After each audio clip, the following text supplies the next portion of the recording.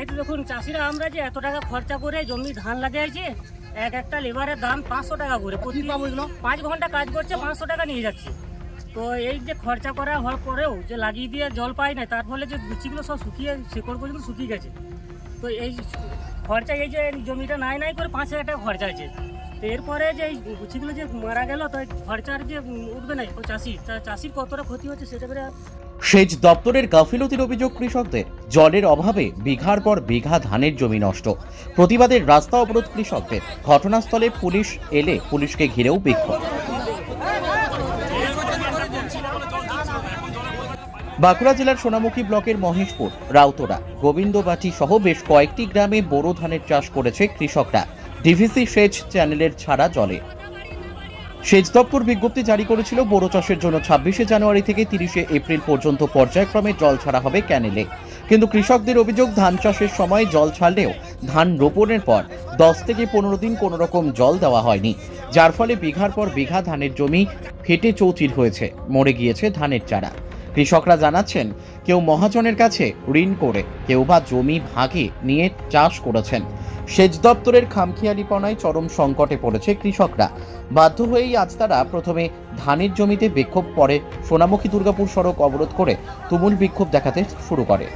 ঘটনাস্থলে সোনামুখী থানার পুলিশ এলে তাদের ঘিরেও বিক্ষোভ দেখায় কৃষকরা।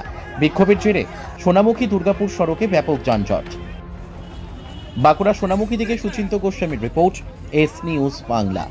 এমন জল ছাড়া হয়েছে যে ক্যানেলের ধারে জমি যেগুলো সেগুলো পায় না, এবং চাষি চাষ করবে যে তার একটা জমি পাচ্ছে, তার পাশে জমিটা পাচ্ছে না। তো এরকম মানে এমন হয়েছে যে সে খরচা করেছে, রোয়ানো হয়েছে জমিগুলো কিছু কিছু, তো সেই জমিগুলো আর জল দিয়ে যে বাঁচাবো সেই গুছিগুলো শুকিয়ে মরে গেছে।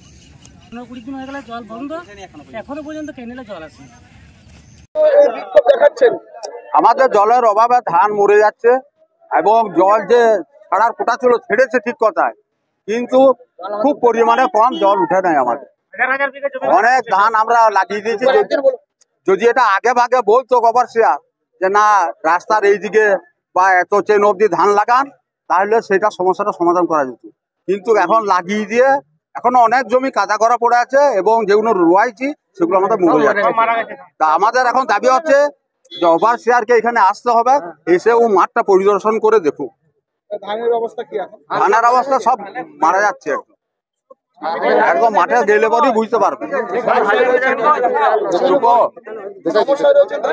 হ্যাঁ, সমস্যাটা ধান মরে যাচ্ছে। এখন যদি না জল ছাড়ে, বা যে পরিমাণে জল ছেড়েছে, আমাদের দানায় জল উঠছে না, এক ফোঁটাও জল উঠে না। একদিন জল এসেছিল ঘন্টা দিনে গিয়ে বন্ধ হয়ে গেছে, এবং আমরা বুঝতেও পারছি না যে কদিন জল ছাড়বে বা কদিন বন্ধ থাকবে, এটা ওভারসিয়ার কিন্তু জানায় না। এর দায়িত্ব ছিল ওভারসিয়ার। আমার নাম নাসরুল বিদ্যা। আপনাদের কি সমস্যা? আমাদের সমস্যা দেখুন, প্রতি বছরের ন্যায় যেভাবে বড় জল দেওয়া হয়, আমরা সব পেপারের মাধ্যমে দেখলাম, দেখার পর আমরা জলও আসছে, কম কম আসছে। আসার পর যে কম যে জল এসছে, মাঠগুলো পেয়ে গিয়েছিল, তার পরিপ্রেক্ষিতে আমরা ধান লাগিয়ে দিয়েছিলাম। ধান লাগিয়ে দেওয়ার পর শুনছি নাকি 10 দিনের কোটা জলে শেষ হয়ে গেছে। এই 15 দিন হলো, সেই ধান যে প্রথম লাগানো হয়েছে সে চারা তো শুকিয়ে গেছে। ঋণ দেনা করে সমস্ত কিছু করে আমরা ধানগুলো লাগিয়েছি। আজকে ধানের অবস্থা, এই গাছ দেখুন তাহলে বুঝতে পারবেন কী অবস্থা। এটা কি আপনাদের নিজস্ব জমি না আপনারা ভাগ চাষ? নিজস্ব জমিও কিছু আছে, আর ওই লিজে নেওয়া হয়েছে 6000 টাকা করে বিঘে। সে চাষের আগেই মানে বড়ই জল দিবে বলে সেই খবর পাওয়ার পরই সেই মালিকের কাছে যে 6000 টাকা দিয়ে আমরা অগ্রিম টাকা দিয়েছি। তারপরে সেই জমি আমরা এই জল পেয়ে। এই জল দিল না কেন, কি জন্য দিল না? এটা আমাদের প্রতি অবিচার হচ্ছে, চাষিদের প্রতি অবিচার করছে। সেটা তো আমরা বুঝতে পারছি না, জলটা দিচ্ছে না। এখন তো আমরা ভাবছি অবিচার, আমরা প্রতি বছর জল দিচ্ছে, এবছর দিচ্ছে না। এটা তো আমাদের পাওয়া যায়, সেই হিসাবেই চাষ হয়। এখন কি অবস্থা, ধানের কি অবস্থা? কি অবস্থা দেখুন, এই মরে যাচ্ছে। এই ধান যদি মরে যায় তাহলে আমাদেরকে সুসাইড করতে হবে। আমরা কোথায় পাবো? আমরা ঋণ দেনা করে যে টাকা পয়সা মহাজনের কাছ থেকে ধার করেছি, তাহলে আমাদেরকে সুসাইড করতে হবে। সরকার যদি এদিকে একটু আমাদেরকে না দেখে, তাহলে আমাদেরকে সুসাইড করতে হবে। এক বিঘায় আপনাদের কত খরচ হয়েছে? এক বিঘেতে মোটামুটি 6000। যারা মহাজনদের কাছে লিজে 12,000 টাকা হবে। ওটা যারা মানে লিজে নিয়েছে 6000 টাকা দিয়ে, যারা অগ্রিম জমিটা নিয়েছে, তারপর ধান পুঁতেছে, ওইটা 12,000 টাকা হবে। আর যাদের নিজস্ব জমি তাদের মোটামুটি 7,000 টাকা। এই গাফিলতি কি ডিবিসির মনে করছেন? হ্যাঁ, একদম পুরোটাই আপনারা জানিয়েছেন? সরকার, ডিবিসি, এই দুটোই ওদের দুজনাকারই গাফিলতি। আপনারা জানিয়েছিলেন? হ্যাঁ, আমরা এই তো অফিসে যাচ্ছি, বলছে না আমরা বলতে পারবো না, যেমন জল আসছে সেরকম জল আসবে, আমাদের কিছু করণীয় ভাই, এটা তোমরা উপরে যাও। আমরা উপর কার কাছে যাও? ধান নষ্ট হলে আগামী দিনে কি করে চলবেন আপনারা? আমরা আমাদের সুসাইড করতে হবে, আমাদের মরে যেতে হবে, কিছু করার নেই। আমরা এই দিনগুলো সামালবো কি করে? আপনার নাম? আমার নাম আনন্দ ঘোষ। কি সমস্যা আপনাদের, কি জন্য? হ্যাঁ, আমরা তো প্রথম খবর পেয়েছিলাম পেপার থেকে যে জল দেওয়া হবে বোরো চাষে, সে অনুপাতে সমস্ত চাষি খবরের কাগজ পড়ে বীজ ফেলা হয়েছিল। ঠিক ডেটও দেওয়া হয়েছিল যে যখন জানুয়ারি 26-27 তারিখে জল ছাড়া হবে, সেই অনুপাতে জলও ছাড়া হয়েছিল 26 তারিখে, কিন্তু অল্প পরিমাণে। এবারে চাষি ভেবেছিল প্রথম যখন জল ছেড়েছে হালকা হালকা বাড়বে, সে অল্প জমি পেয়েছে, অল্প জমি ধান রোয়া হয়ে গেছে। তো তারপরে 6-7 দিন চলার পরেই টোটালি জলটা বন্ধ হয়ে গেল। যে তারপর খবর পাওয়া গেল যে এটা 1 কোটা জল শেষ হয়ে গেছে, 10 দিনের জল শেষ হয়ে গেছে। কিন্তু আমরা টোটালি জল পেয়েছি 4 থেকে 5 দিন জল পেয়েছি, সেটা 10 দিন হিসাবে বুঝিয়ে দেওয়া হলো।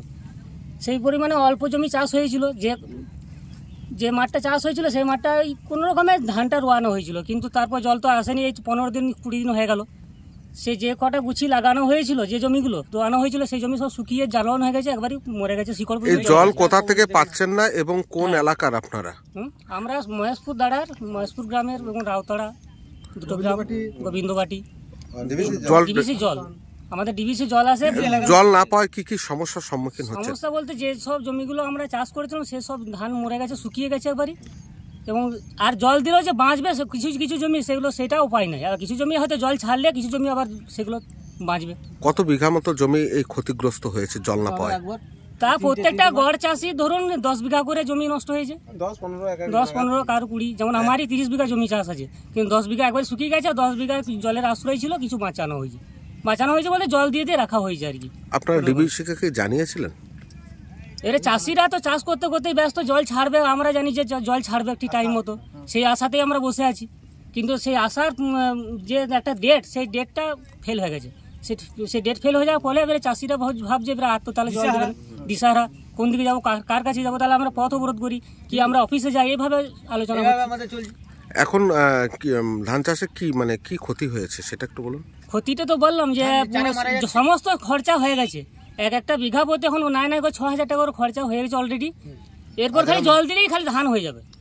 তো সেই জলতে যে 20 দিন আসে নাই, তো সেই ধানগুলো ক্ষতিগ্রস্ত হয়ে গেছে। যেটা বিঘায় 10 বস্তা ধান হতো সেটা 4 বস্তা ধান হবে না। এখানে কি নিজস্ব জমিনে চাষ না ভাগি চাষি আছে?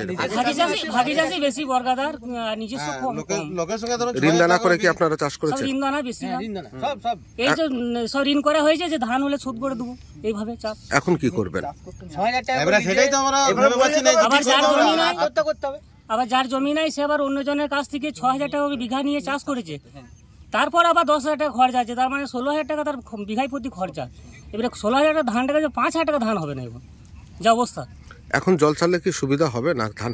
অবশ্যই সুবিধা হবে, যেগুলো বাঁচবে বা কিছু জমি চাষ করতে বাকি আছে পাশাপাশি জমি, সেই জমিগুলো আবার নতুন করে চাষ করবে। এখন চাষিরা আশা করে বীজ রেখেছে, বীজতলা তখন বীজ রেখেছে যে আবার জল আসবে, জল আবার ছাড়লে জল চাষ করবো আমরা। আপনার নাম? আমার নাম সাবির আলী মিদ্দা, গ্রাম মহেশপুর। পশ্চিমবঙ্গ সরকার অনুমোদিত স্বাস্থ্যসাথী মান্যতাপ্রাপ্ত রোগী পরিষেবার বিশ্বস্ত প্রতিষ্ঠান দামোদর হেলথ কেয়ার। এখানে রয়েছে 24 ঘন্টা emergency service, doctor chamber, semi modular OT, orthopaedic surgery, প্রসূতি ও গাইনি বিভাগ, general surgery, ENT surgery, uro surgery, micro বা ল্যাপ্রোস্কোপিক সার্জারি, মেডিসিন বিভাগ, upcoming ICU, dialysis, advance physiotherapy, diagnostic centre, pharmacy, 24x7 lift ও ambulance পরিষেবা, medical insurance.